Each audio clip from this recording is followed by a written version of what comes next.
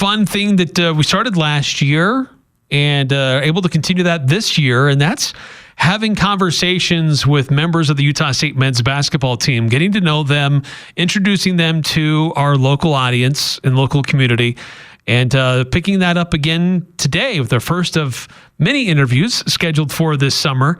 And our first entrant on that is Luke Kearney, who's joining us, Utah State men's basketball player coming to Utah State from Air Force. Luke, thanks for joining us today.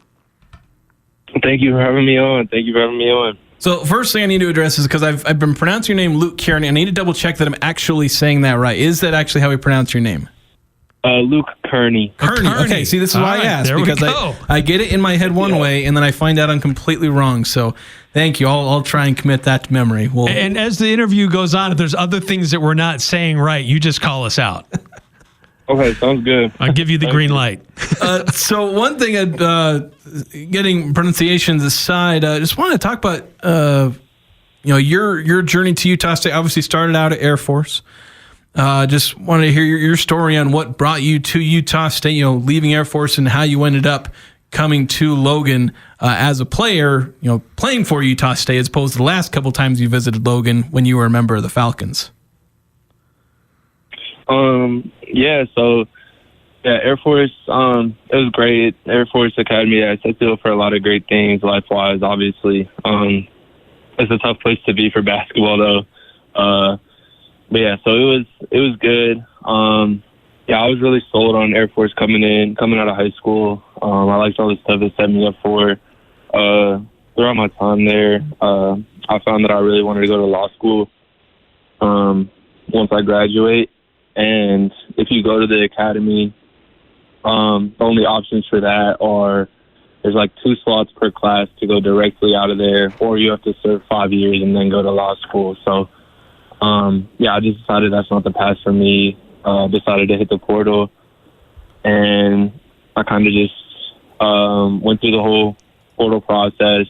It was a little chaotic. Utah State kind of came in towards the end of the portal. And I just kind of fell in love with the whole coaching staff, the culture they're building. They just sold me on everything they had to offer. So I'm really stoked to be here. So I wanted to follow up because you mentioned the portal process and how that can be a little chaotic. What is that like? Because obviously, as media and as fans, you hear about the portal and players going in. What is that portal process like for a player in whatever details that you're able to give to us? Yeah, so the portal, in high school you have recruiting, obviously goes in cycles, but you have a couple of years to make a decision and different schools reaching out. The portal, that couple of years you have is squished into like a month or two where you kind of want to make a decision. So you kind of got different schools calling you every day. They're in and they're out. Like they find a guy, they lose guys. And there's just so many guys that hit the portal. It just makes it kind of chaotic, and it moves really fast. Things change by the minute, it feels like. So, that process is pretty chaotic, just in that aspect that it just changes so rapidly, and you never know what to count on. Your mind might be one place, and then it switches the next minute. So it was interesting for sure. Look, I'm curious about your experiences in the spectrum, your previous visits to Logan before you even had a thought in your mind about maybe leaving Air Force. What were those experiences like for you as an opponent to the Utah State Aggies? I'm definitely looking forward to playing here with the home crowd on my side. I'll say that. Being here, it's definitely an intimidating place to be. My freshman year, we did a little bit better here than last year. This past year, we got absolutely smacked. So that wasn't too much fun, but you can still see, even for a team like Air Force, they packed out the gym and their student section was going nuts. So it was pretty electric, and I can't wait to be playing in here with that kind of energy on my side this time. So looking at obviously the team this year, although you coming to play for Coach Jared Calhoun, what have been your thoughts of him, through the recruiting process, and then just I believe practices have started, I think, during positional practices.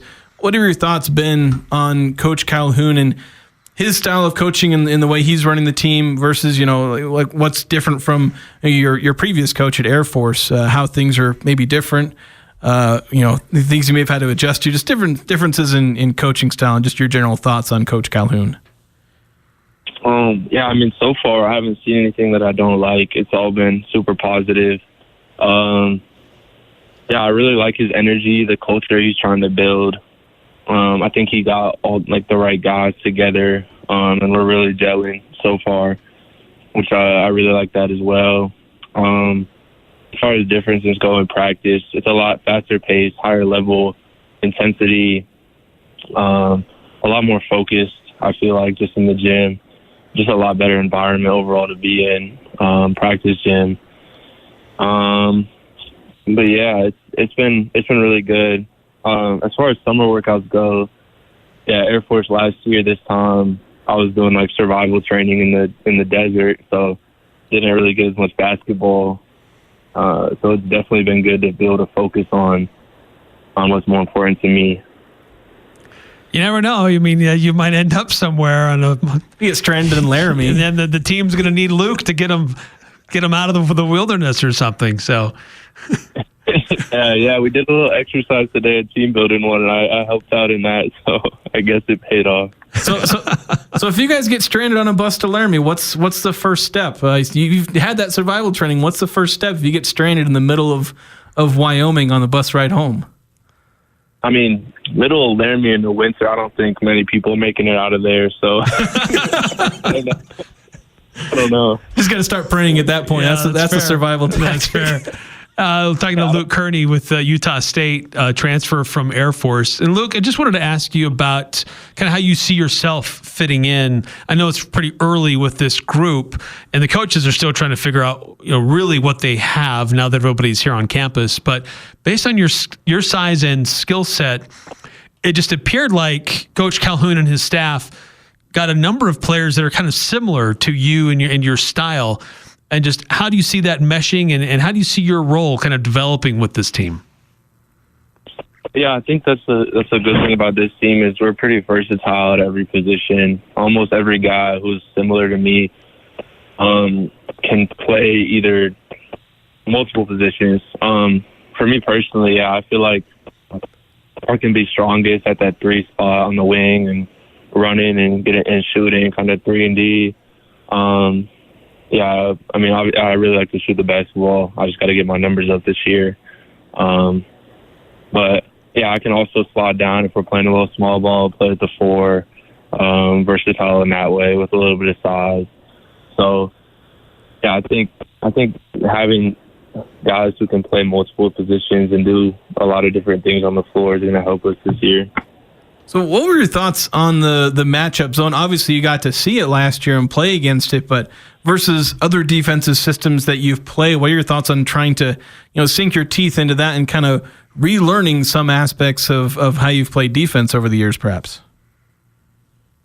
Yeah, the more you play basketball, I feel like even if there's different concepts, a lot of things mesh and overlap with things you've done in the past in high school and just throughout my whole career everywhere. So I feel like it's not too hard to pick up. I really like it though.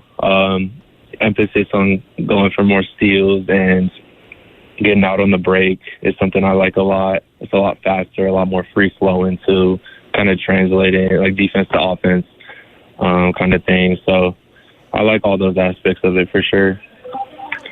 You talked about shooting, trying to get your shooting stats up a little bit. With your size, you are somebody who can play on the wing.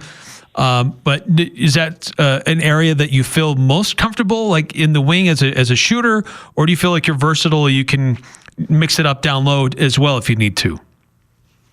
Shooting is definitely my strong suit. That's what I do. My goal is to shoot 40% from 3 this year. So I'm working towards that. I think it'll help playing in more of a free offense here at Utah State. That kind of allows me to do what I do. And I feel like I can be a little versatile, get down low every once in a while. So that'll also be good. So what goes into improving 3-point shooting? Because you've done that, obviously, when you first year at Air Force to second year at Air Force, you improved, shot I think somewhere around 34% from three last year, if I'm remembering. And obviously you want to bring that up again. What kind of goes into improving that for you? And then also, Jared Calhoun has worked with a lot of players and improved their 3-point percentage. What has he helped you do so far as well in terms of what you're already doing to improve that 3-point percentage? Yeah, so a lot of it is just getting the reps, getting in the gym extra when you can, and just getting shots up. We're having shooting workouts every day, so a lot of it's just reps, and that starts now. Just getting as many shots up, as many reps as I can. Before the season starts, during the season, all the time. And the other part of it's the mental game too. Like anything else in basketball, it's really all mental. To a certain extent, you can get all the reps you want, but if you're not feeling like you have a support system, people who support you behind you, you're not feeling confident in your abilities, you're not trusting the work that you put in, it's not going to show. So it's just really those two things for me. Yeah, so how often do players make tweaks to their shooting form in the offseason? Like, when we watch your shot, it doesn't look like you really need to make too many tweaks. Granted, I'm kind of an amateur in terms of shot mechanics, but how often do players consider, like you mentioned, getting reps up in the offseason? Are there times where players, either you or others that you've known, how often do you feel like they have to make tweaks to make those improvements? Everyone's different, for sure. For me, I feel like it's not as much my mechanics. It's just making sure my feet are set, everything's the same for every shot. I'm not fading away, not drifting. That's something that I'm working on for sure.